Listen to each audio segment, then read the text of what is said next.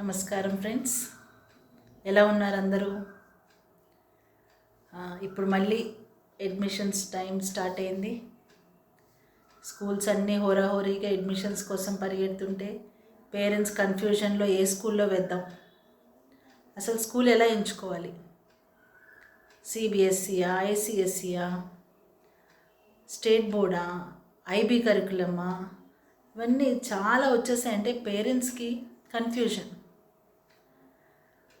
అయితే ఫస్ట్ మనకి తెలుసుకోవాల్సింది మనకి ఏం కావాలి, మనం అసలు ఎందుకు చదువుకుంటున్నాం. ఫస్ట్ క్వశ్చన్, చదువు ఎందుకు అంటే నా పర్సనల్ ఉద్దేశం అండి, చదువు బ్రతుకు తెరువు కోసం, సమాజానికి ఉపయోగపడడానికి, సంస్కారానికి ఉపయోగపడుతుంది. కానీ ఇప్పటి విధానంలో చదువు అనే దానికి అర్థం మారిపోయిందండి. చదువు ఎందుకు, ఉద్యోగం చేసి డబ్బులు సంపాదించడానికి. ఏ స్కూల్లో వేశారు? పెద్ద స్కూల్లో వేశారు, అంటే కార్పొరేట్ స్కూల్స్. ఇప్పుడు కార్పొరేట్ కూడా పోయిందండి, గట్టిగా మాట్లాడితే ఇంటర్నేషనల్ స్కూల్స్. అంటే చెప్పుకోవడానిక, నేర్చుకోవడానిక చదువు అన్నది. అయితే నా ఉద్దేశంలో మన ఇండియన్ ఏన్షియంట్ హిస్టరీలోకి వెళ్తే గురుకులాలు ఉండేవండి. అంటే గురువు దగ్గరికి వెళ్ళి విద్యని అభ్యసించేవారు. అంటే మ్యాథ్స్, మార్షల్ ఆర్ట్స్, తర్వాత వాళ్ళకి ఎందులో ప్రావీణ్యం ఉందో గుర్తించి ఆ విద్యని నేర్పించేవారు. ఇప్పుడు అలా కాదుగా, మార్క్స్ ర్యాంక్స్ కావాల్సిందే. ఎలాంటి విద్యార్థి అయినా, ఇది మర్చిపోకండి, ఎలాంటి విద్యార్థి అయినా మార్క్స్ రావాల్సిందే. ఇదివరకు అలా ఉండేది కాదు. గురుకులంలో ఎందులో ప్రావీణ్యం ఉందో చూసి అందులో ప్రావీణ్యాన్ని సంపాదించేవారు, దాంట్లో ట్రైనింగ్ ఇచ్చేవారు గురువులు. ఇప్పుడు అలా కాదు. ఫస్ట్ చదువు, సిలబస్, బుక్స్, పోర్షన్ కంప్లీట్ చేయాలి, అంతవరకే. అంటే స్కూల్స్ అయితే ఆ ప్రెషర్లో ఉన్నాయండి, ఖచ్చితంగా టీచర్లు కూడా ఆ ప్రెషర్లో ఉన్నారు. అయితే ఇప్పుడు పేరెంట్స్కి పెద్ద పరీక్ష ఏంటంటే ఎలాంటి స్కూల్ ఎంచుకోవాలి. ఇప్పుడు లోకల్ స్కూల్లో, ఇంటి పక్క స్కూల్లో వేస్తే మన ఆఫీస్కి వెళ్తే పేరెంట్స్ని మన ఆఫీస్కి వెళ్తే మనల్ని అడుగుతారు, మీ పిల్లలు ఏ స్కూలు? ఇంటి పక్కన స్కూలా, అదేంటి అని ఒక చులకన భావంతో చూస్తారేమో అని కార్పొరేట్ స్కూల్లో వేయడం. అక్కడ ఫీజులు ఎక్కువ. అంటే మనకి లోకల్ స్కూల్ అన్నది ఒక లోకం అయిపోయింది. ఆల్రెడీ నేను ఒక వీడియో చేశాను. లోకల్ స్కూల్ అయినా, ఇంటర్నేషనల్ స్కూల్ అయినా, సిబిఎస్ఈ అయినా, ఐబీ అయినా వాళ్ళని ఫ్యూచర్ రెడీ చేయడానికే ఉన్నాయండి. అయితే ఇందులో స్కూల్ పాత్ర ఎంత, మన పాత్ర ఎంత కూడా మనం తెలుసుకోవాలి. ఇప్పుడు స్కూల్ పాత్ర 50% ఉంటే మన పాత్ర అంటే తల్లిదండ్రులుగా మన పాత్ర కూడా 50% ఉంటుంది. అది పోషించగలగాలి. మనం ఏ స్కూల్లో వేసినా ఇదైతే కంపల్సరీ అండి. స్కూల్ 100% రెస్పాన్సిబిలిటీ తీసుకోలేరు కూడా. కాబట్టి ఏ స్కూల్లో వేసినా, నేను ఇదే స్కూల్లో వేయండి, లోకల్లో వేయండి, ఇంటర్నేషనల్లో వేయండి, నేషనల్లో వేయండి అలా ఏం చెప్పట్లేదు, అది అప్ టు యూ. కానీ పేరెంట్స్గా నేను ఒక్కటి మాత్రం చెప్పదలుచుకున్నాను, పేరెంట్స్కి మీరు 50% భాగస్వామ్యం అవ్వాలండి వాళ్ళ ఎడ్యుకేషన్లో, లేకపోతే చాలా కష్టం అవుతుంది. మన పిల్లాడు ఏంటి అని మనం తెలుసుకోవాలి. తెలుసుకున్న రోజే మనం వాడు ఎందులో బాగున్నాడు, ఎందులో వీక్గా ఉన్నాడు, మనం ఎందులో వాడిని పుషప్ చేయాలి. చేసినా వస్తుందని గ్యారంటీ అయితే ఉండదండి, అది మీరు గమనించాలి. ప్రతి వాడికి ఫస్ట్ ర్యాంక్ వస్తుందా? రాదు. ఎందుకు రావట్లేదు? ఎక్కడ వెనక్కున్నాడు, వాడు ఎందులో బాగున్నాడు. ఎందుకంటే ఇంటర్ నుంచి ఎందుకు సెగ్రిగేట్ చేశారో ఆలోచించండి. MPC, BiPC, MBiPC, CEC, MEC, HEC ఉండేది. ఇప్పుడైతే అది కనిపించట్లేదు, కనుమరుగైపోయింది.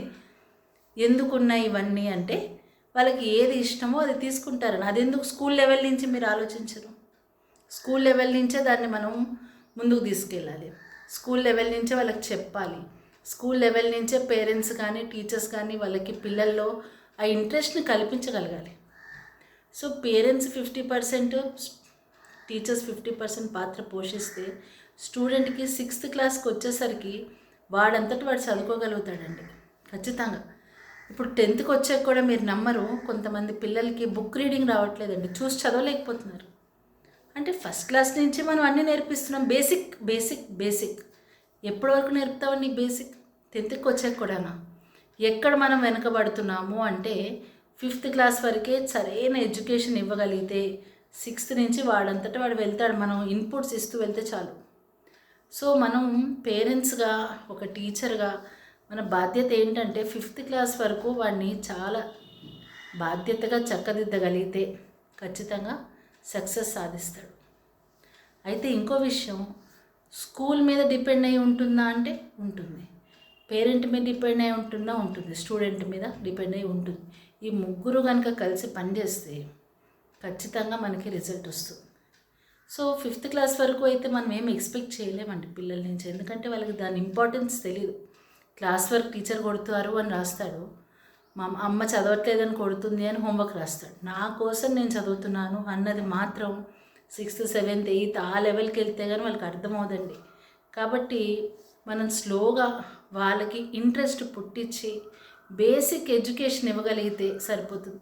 సో ఇది నేను చాలా ఆలోచించి నెక్స్ట్ అకాడమిక్ ఇయర్ నుంచి ఏం చేసామంటే MLL అన్నది ఒకటి చేసామని, అంటే మినిమం లెర్నింగ్ లెవెల్.